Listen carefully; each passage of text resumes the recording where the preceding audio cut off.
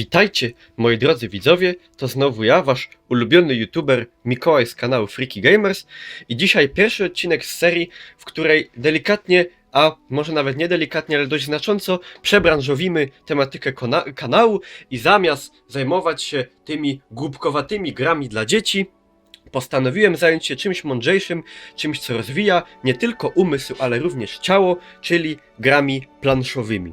Dzisiaj jednak nie będziemy zajmować się quizem o Europie, aczkolwiek zajmiemy się prostą grą, w którą to grał cesarz Otton III, zjawiwszy się na zjeździe gnieźnieńskim w 1000 roku z samym władcą Polski, Mieszkiem IV Plontochuim. Także jedyne co do tej gry potrzebujemy to zeszycik dowolnego formatu, może być to A4, może być większy, mniejszy. Preferowany jest jednak taki właśnie wymiar mniej więcej to szkolny, żeby można było ten zeszycik umieścić w wielu, nie tylko takich łatwo dostępnych miejscach, ale grać również, jak to się mówi, w polu, ewentualnie w terenie. Nieistotne też jest, czy będzie to zeszycik prawda, w kratkę, czy też w linię, jest to kompletnie nieistotne. Może być też to czysta kartka z francuskiego od czasów wczesnego średniowiecza, zwana carte blanche.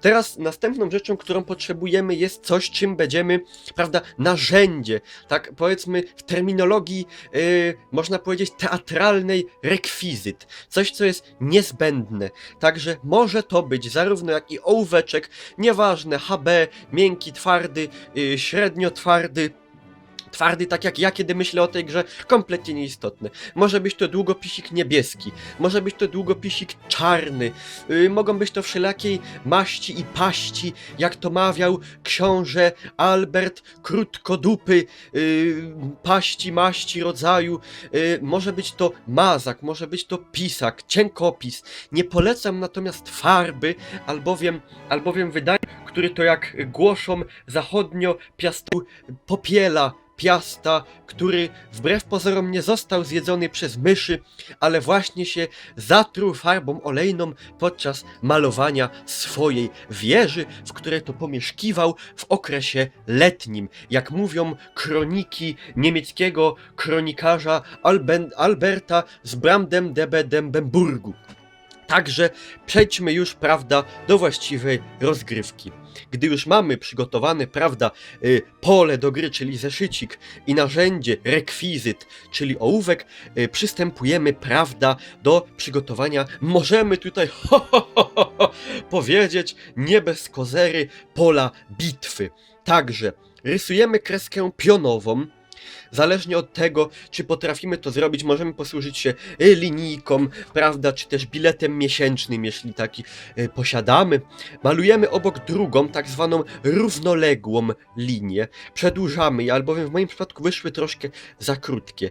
Teraz, jeżeli są Państwo zaznajomieni z tematyką, prawda, około twitterową, powinniście wiedzieć, czym jest hashtag, albowiem plansza do gry powinna przypominać coś właśnie na wzór hashtagu. A więc przecinamy owe linie dwoma następnymi liniami, które do siebie znajdują się w stosunku, iście piastowski humor, stosunku równoległym, w tym czasie, gdy do poprzednich linii są one, jak to się mówi, prostopadłe, tworząc tutaj kąt prosty, nie inny jak tylko 90 stopni. Gra ta, jak mogą się Państwo domyślać, może już słyszeliście, gra słynna na dworach królewskich w całej Europie, począwszy od romańskiej Wielkiej Brytanii, następnie Francji, Wielkiej Rzeszy Germańskiej, Cesarstwa Rzymskiego, Domu Niemieckiego, następnie przeszła na ziemię Piastów, Przemyślidów. Znacie tą historię na pewno. A jest to gra kółko i krzyżyk. Symbole znane w Europie już od czasów wczesnego neolitu. I teraz pewnie zastanawiacie, jakie są reguły. Co poczynić tutaj, aby odnieść zwycięstwo? Otóż ja pojmuję za swój oręż, powiedzmy, znak po niemiecku zwany die Mark, po angielsku mark, kółka, czyli circle. Natomiast przeciwnik, mój oponent, poweźmie oręż krzyża, zwanego od starogermańskiego słowa kris, kreuzem. w języku niemieckim oczywiście. Także, aby oczywiście osiągnąć zwycięstwo, jak widzimy, mamy tutaj 3 pola. Jest to coś, co może przypominać delikatnie staroromańską szachownicę, generalnie 3 na 3, co daje nam całkowitą liczbę 9 pól. I aby uzyskać zwycięstwo, przewagę, która zapewnia nam zwycięstwo nad przeciwnikiem, musimy, prawda, w ordynacji poziomej, pionowej lub tak zwanej skośnej ustawić 3 symbole, które wybraliśmy. W moim przypadku są to koła. A więc, aby odnieść zwycięstwo, załóżmy, że zaczynam tutaj od samego dołu stawiać symbole. Jest to koło.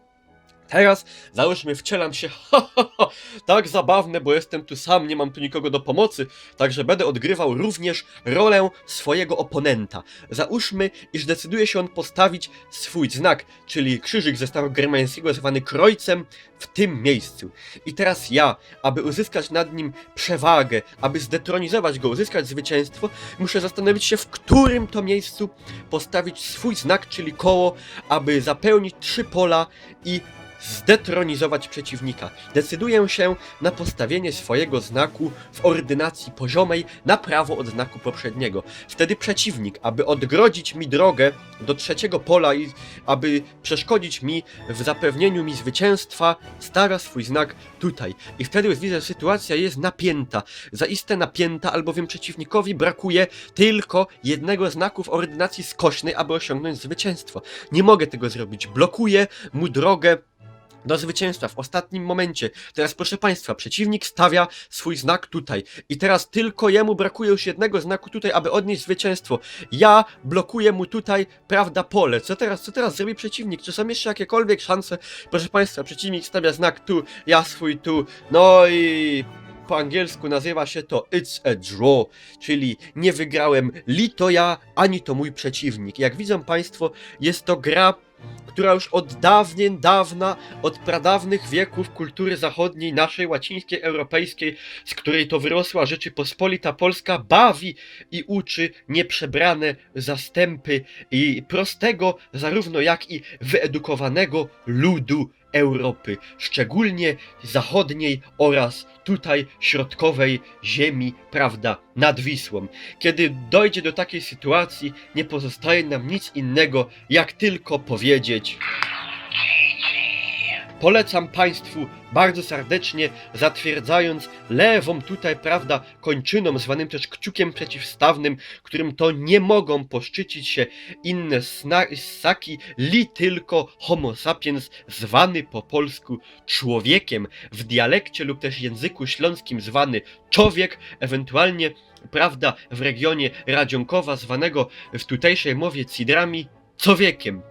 I to by było tyle ode mnie. Widzimy się w następnym filmie, gdzie podejmę się recenzji następnej gry planszowej rozwijającej zarówno ducha, jak i ciało. Żegnajcie, mili moi.